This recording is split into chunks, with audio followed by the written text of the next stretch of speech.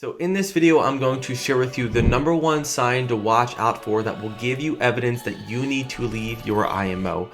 This one sign, this writing on the wall that you need to be aware of, which will share with you basically that you are in a bad boat that is not going to allow you to become successful in the life insurance industry. If you're a new agent, if you're a seasoned agent and you're struggling with this, here is real evidence and real data that you can watch out for. And the reason I make this video is because I've been there for you guys. I want to share with you honest and real and transparent feedback of everything that you need to know about how to become successful in the life insurance industry. I've made many mistakes. I've sold hundreds of thousands of dollars worth of final expense. I've started and researched many IMOs, and here's just a video that I wish I could have saw when I was struggling to figure out, can I actually make money, or is this actually a real opportunity, or am I at the right company? And here's all you need to do. And the reason I make this video is because for the longest time when I was struggling for 4 to 5 months, I was selling a ton of premium, $30,000-$40,000, and I was like, why the heck am I not making as much money as I thought I was making? Some of the top producers that I was building this business with, who were doing $40,000-$50,000 worth of insurance, were dropping me off and going back to their old jobs. And people that I really looked up to in the industry, I would call them after 3 to 5 months and say, hey, how's things going? And they'd be like, yeah, I went back to work. And on paper, it looked like they were doing successful. On paper, they were submitting the business. On paper, and they were even on stage talking about how they were doing so well. And it made me think about this. And I want to share with you guys this video because I was puzzled. I didn't know what to do. And ultimately, here is a great sign for you to watch out if you are with a good IMO or not. And I want to make this video for you because I had I won't give any names, but let's say I had a gentleman come to me yesterday. He's like, hey, Peter, I've been with this company for a year and a half. I've been to the meetings. I'm doing what they want me to do. I'm selling the policies, and I'm still not making money. Some of the top producers that I'm, in this business with, after 2 weeks or 2 years of doing this, they're dropping off. After 6 months of being the top producer at this company, they're no longer there. What is going on? And I want to make this video to give you that is the sign that you need to watch out for. The sign that would have saved me so much money. The sign that would have given me so much guidance. And this sign, if I saw or someone would have told me this earlier, could have helped me not go into, chargeback debt and being stuck with a bad company and going through all the pain and struggles that I want to give to you right now. So the number one sign, I want you guys to write this down to avoid or look out for, and it will give you the clear writing on the wall if you are at a good company or a bad company, is check out the turnover.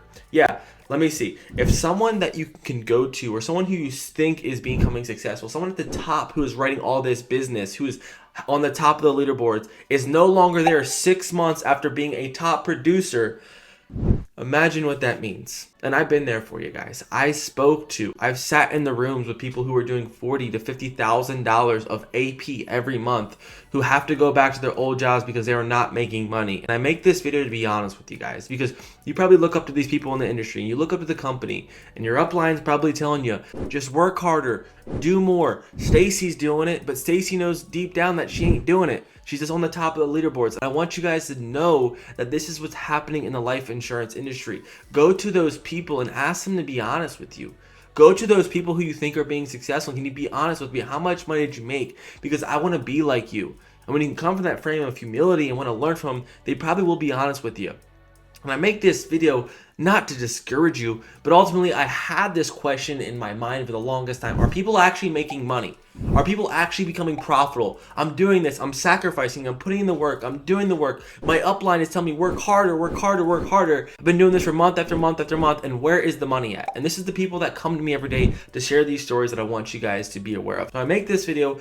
The one thing that you need to understand if you're with a successful IMO or not is, are people at the top who you really look up to in the last 6 to 12 months, are they still there? And if the answer is no, then that's an issue. The answer is no, that means that the boat that you're in is not working. So I want to give you guys some honest and feedback of how you can determine if you're in the right vehicle to actually build success, because everyone who recruits you into selling life insurance is going to tell you this industry makes the most amount of millionaires.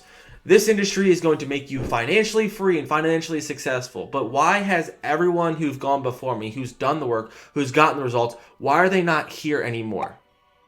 Oh, don't you want passive income? Don't you want to work on the beach and, make passive income? Well, why isn't Stacy, John, and Timmy, who've been doing this for 2 years, and not here anymore? Why are they back at their old job? And this is what I want you guys to look for. And ultimately, I want to share with you how you can get out of that, but ultimately the role of the leader. And if they say this, If your leader comes to you, you present the problem, you say, hey, look, I'm not making money, I'm doing the work, you're telling me what I'm doing, and then it's not working, what's going on? And they tell you this, please run. Okay, so let's say you go to your leader, I've done this, so I'm gonna explain to you. And like, hey, like I've been doing this, I've been submitting 20,000, I'm doing the policies, I'm doing the work, I'm doing the talk time, I'm doing everything that you tell me to do. I sacrifice my job, I'm here dialing all day, I'm working Saturday, I'm putting my best foot forward, and I'm still not making money. And you go to your leader and they tell you you're not working hard enough, run. If you go to your leader and they tell you to buy more leads, run. If they tell you to keep doing more of what you're doing to get the result that you expect, run.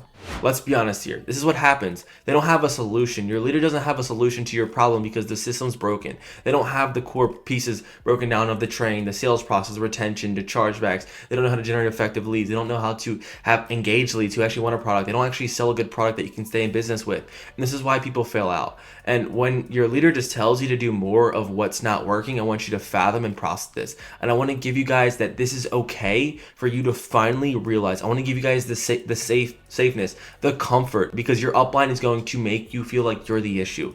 Your upline is going to make you feel like this weight is like, I suck, I fail, I can't figure this out. But if your upline or the person that's leading you in this business is going to help you make all this freaking money tells you to do more of what you're doing that's not working, I want you to process that. If you don't change your inputs, how do you expect your outputs to change? If they tell you just to go out there and keep calling the same leads who are charging back, tell you to keep calling the same people, they tell you to keep calling the people who aren't picking up the phone, just keep doing that and it's not working, that's not a real solution. That's a quick fix to help keep you bought in and ultimately to shift the blame from them to you rather than understanding, hey, the boat's probably broken. So what I want you guys to realize is that this is the issue, that the problem is a lot of uplines and leaders aren't accountable enough. They've over leveraged themselves. They have 50 agents, 100 agents that they can't keep track of. So the quick fix is to tell you keep doing more of what you're doing rather than actually fixing this problem, because there's a problem, and just giving you a quick solution that's not going to fix. So I just want you guys to understand that this is the writing on the wall. I live this. I was in this. I want to share with you. People come to me and they're saying this is what happened, and this is what I tried to learn for the longest time.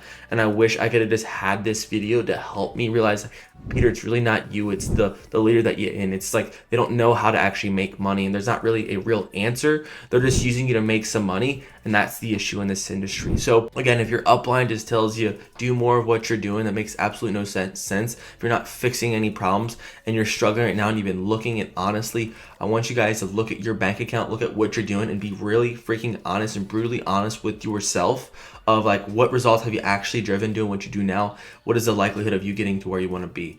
And the answer is, is in the writing. So ask yourself that. I just want to make this video for you guys because I care about you. I love you. I want you guys to help. I want you to know this industry is amazing, but just know that there's just a lot of these questions that people keep asking me to, and I want to make the videos respond. So I love you guys. Hope yourself. Take care. Keep crushing. Cheers.